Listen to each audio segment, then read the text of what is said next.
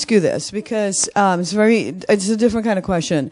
Being an artist, being a painter, you started off as saying you're a painter because you paint, correct? How would you describe somebody who may not paint or somebody who may not do art in a drawing, but maybe they may be an artist in a different form, like an interviewer? What's the difference between that kind of artist? Because I see myself as an artist, but I don't paint. Yeah, that's a good question because I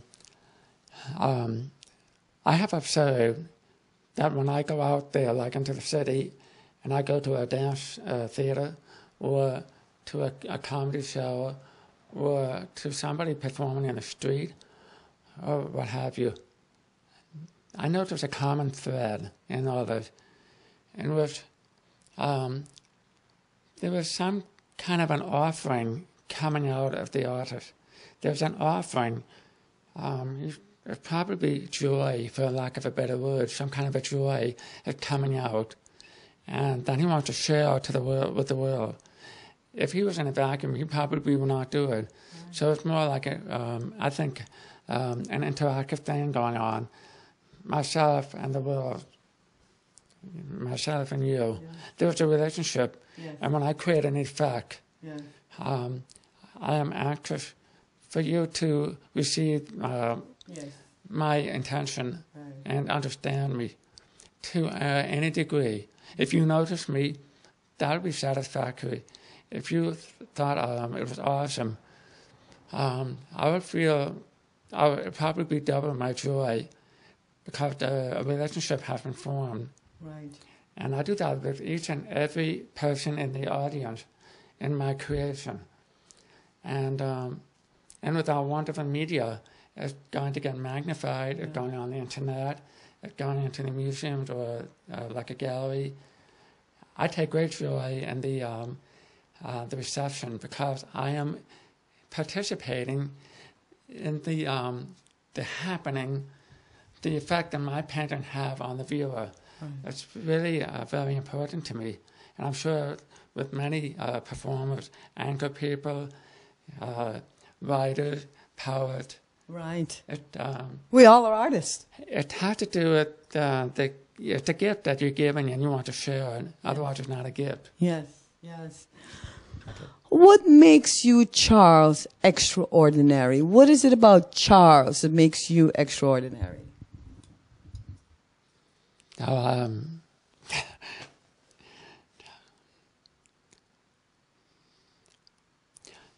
would say that in my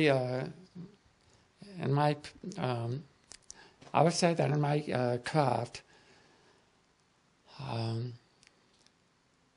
my desire to reach you is probably what moves me and motivates me to create this.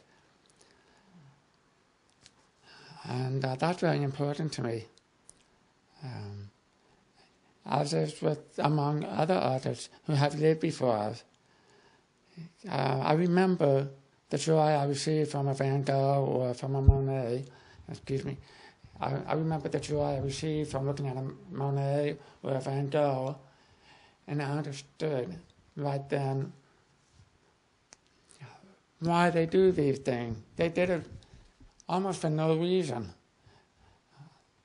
They did it probably for the joy of the universe, and you're in it, and you happen to be in it, and it is my blessing that you receive from what I produce as an aesthetic art form. That's probably the best I can say, unless you have another question to help you. That was profound. You spoke to them. That was, you even touched me as you were speaking, because they can't see you. That's our recover. They can't see you in the way I'm seeing you, but maybe they can. Yeah, maybe they can. But you went deep. You went. Did you see where you went? You went so deep to pull that out. That was moving. Wasn't that moving? Yeah, thank you. And that was so moving. And in the creation. That's probably the piece we were used.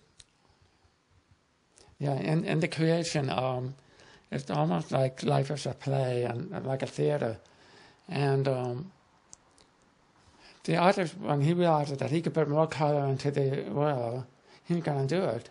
He's going to put pink and gold here and there, and it will transform a room or a large space. He's going to do it. It's not only for self-reason. It's really because he wants the world to be a more beautiful place than when he had left it. And for your children and their grandchildren, what's better than that? That's right. What's more better than that? That was beautiful. Charles, that was beautiful. Is there anything that I didn't ask you that you would like to say? Is there something that I didn't ask you want to tell them? Yeah, I would say at this stage in my life, going through like my 20s and my 30s and then 40s and up to where I am now in my 60s, I had learned one thing that I want to share with you, is that there's nothing to regret in your life, because everything you've done in those decades of your life play an important role in the making of who you are now. And it ain't over. It keeps going. 50 years from now, it keeps going wherever I am. So I take things with acceptance. Even my defeat, I accept my defeat. My triumphs are a blessing. And I think that's my gift.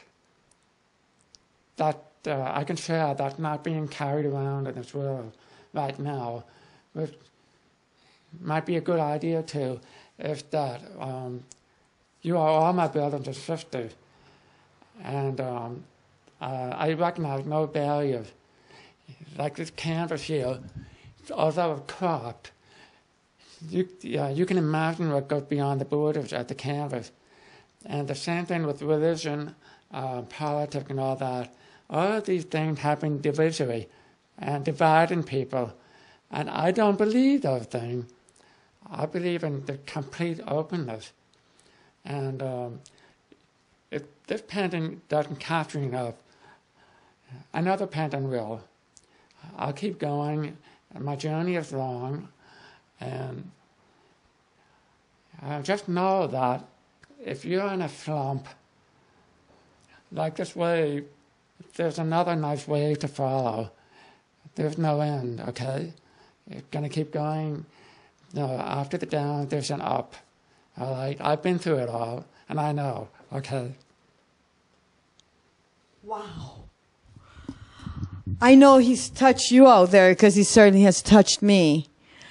Like I said, a privilege, a joy, an honor to be sitting here next to the artist, Charles Wildbank. You'll be hearing a lot from him. You'll be seeing him frequently on our show. Well, we are so excited to have him and to be here in his gallery. Thank you.